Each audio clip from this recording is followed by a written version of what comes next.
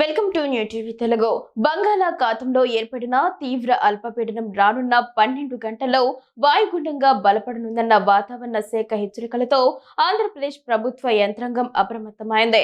ఈ వాయుగుండం ఉత్తర తమిళనాడు, పుదుచ్చేరి, దక్షిణ కోస్తాంధ్ర తీరాల వైపు కదులుతున్న నేపథ్యంలో రాష్ట్రంలోని దక్షిణ కోస్తా, రాయలసీమ జిల్లాల్లో అతి భారీ వర్షాలు కురిసే ప్రమాదం ఉందని అధికారులు అంచనా వేస్తున్నారు. ఈ క్రమంలో రాష్ట్ర హోంశాఖ మంత్రి వంగలపూడి అనిత విపత్తుల నిర్వహణ సంస్థ అధికారులతో ఉన్నత స్థాయి సమీక్ష సమావేశం నిర్వహించి కీలక ఆదేశాలు జారీ చేశారు. ఈ సందర్భంగా మంత్రి అనిత మాట్లాడుతూ వాయుగుండం ప్రభావంతో బలమైన ఈదురుగాలులు వీచే అవకాశం ఉన్నందున ప్రజలు అప్రమత్తంగా ఉండాలని సూచించారు.